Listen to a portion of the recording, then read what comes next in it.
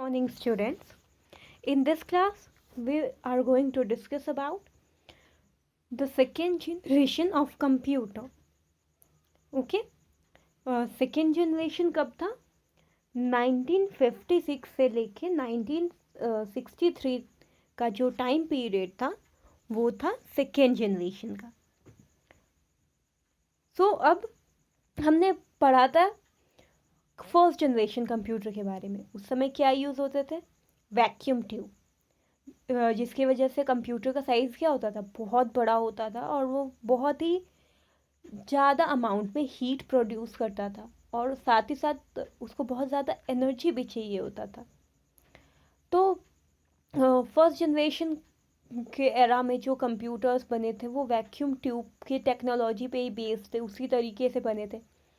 Then धीरे धीरे 1947 में एक ऐसे डिवाइस का इन्वेंशन हुआ दैट चेंज द वर्ल्ड, जिसने पूरी की पूरी टेक्नोलॉजी को चेंज करके रख दिया, जिस पे हमारा आज की सारी मॉडर्न टेक्नोलॉजी, हम आज जो फ़ोन यूज़ कर रहे हैं, छोटे छोटे स्लिम फ़ोन या टीवी यूज़ कर रहे हैं, जितने भी इलेक्ट्रॉनिक डिवाइस यूज़ कर रहे हैं, जो भी यूज़ कर रहे हैं, वो सारे के सारे उसी एक कंपोनेंट पे डिपेंड करते हैं. उसी के वजह से आज हम लोग हर कुछ हैंडल कर पा रहे हैं और इनके साइज इतने छोटे हो गए.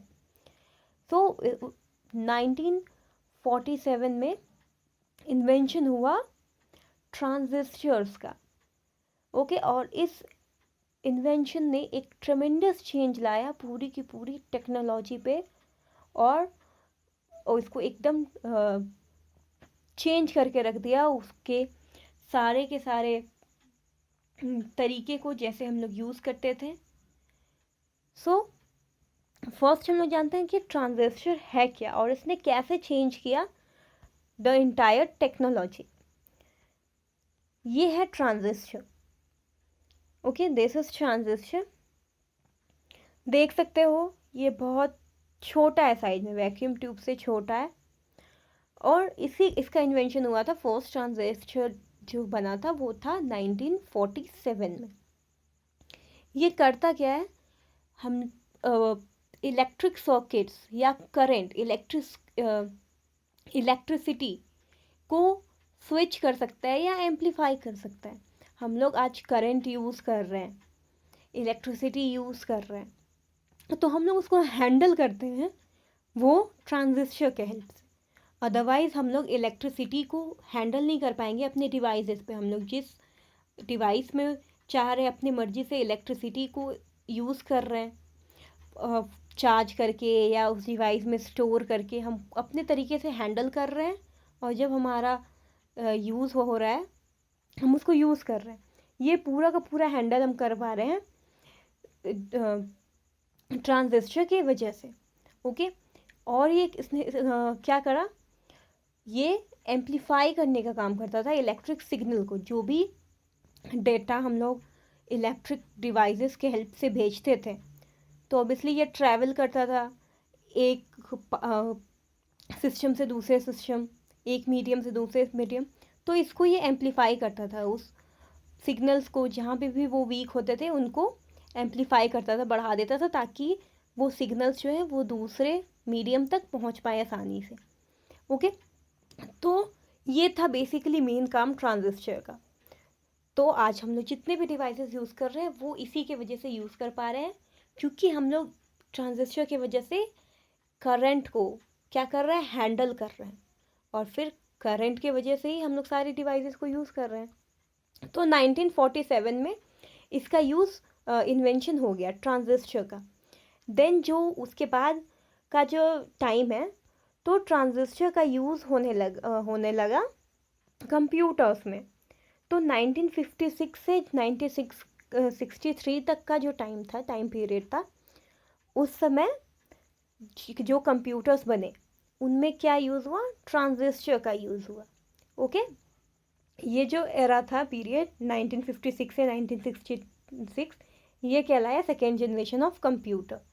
और इस टाइम पे वैक्यूम ट्यूब्स को रिप्लेस कर दिया गया ट्रांजिस्टर से। अब क्योंकि ट्रांजिस्टर का इन्वेंशन हो गया, ये अच्छा था, छोटा था, डिवाइसेस को छोटा कर देता था, उसकी वजह से मतलब छोटे डिवाइस बन सकते थे, तो वैक्यूम ट्यूब को रिप्लेस कर दिया गया।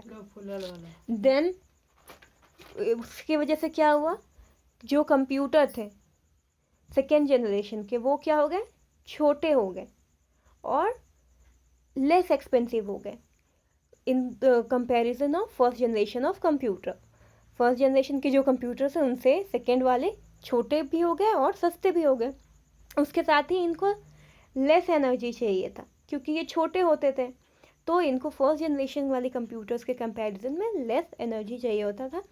ये ज़्यादा हीट भी कम प्रोड्यूस करते थे, क्योंकि ट्रांजिस्टर जो बना हुआ होता है वो सेमीकंडक्टर मटेरियल से बना हुआ होता है, तो ये हीट भी कम प्रोड्यूस करते थे। ओके, तो अब कुछ वैसे कंप्यूटर्स जिनका इन्वेंशन हुआ था सेकेंड जनरेशन कंप्यूटर्स के एरा में, like IBM 7090, IBM 1401, IBM 7094, UNIVAC 1108 etcetera.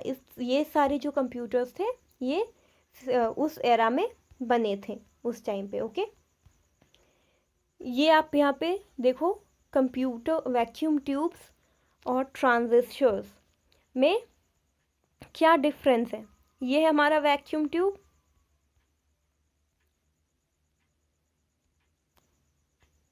ये है हमारा वैक्यूम ट्यूब। ये क्या होता था, स्लो होता था, एक्सपेंसिव होता था। ओके, और ये है हमारा ट्रांजिस्टर, ये क्या होता था, चीपर था, मतलब सस्ता था, छोटा था और रिलायबल था। हम लोग इसको आसानी से यूज़ कर सकते थे। ये हीट कम होता था, गर्म कम होता था और ज़्यादा फास्ट था। तो इसी के वजह से जो सेकेंड जनरेशन के कंप्यूटर्स थे वो भी क्या थे, फर्स्ट वाले के कंपैरिजन में छोटे थे, सस्ते थे, जल्दी गर्म नहीं होते थे, फास्टर थे। ओके, सो आई होप कि आपको ये क्लियर हो गया होगा कि सेकेंड जनरेशन ऑफ कंप्यूटर में किस टेक्नोलॉजी का यूज़ हुआ था, या ट्रांजिस्टर्स का यूज़ हुआ था। और सेम स्टोरेज के लिए, मेमोरी को स्टोर करने के लिए उस समय भी मैग्नेटिक ड्रम्स का ही यूज़ करते थे। बट सिर्फ ट्रांजिस्टर्स की वजह से क्या हो गए थे, कंप्यूटर छोटे हो गए थे और सिंपलर हो गए थे, चीपर हो गए थे। Okay, so that's all for today.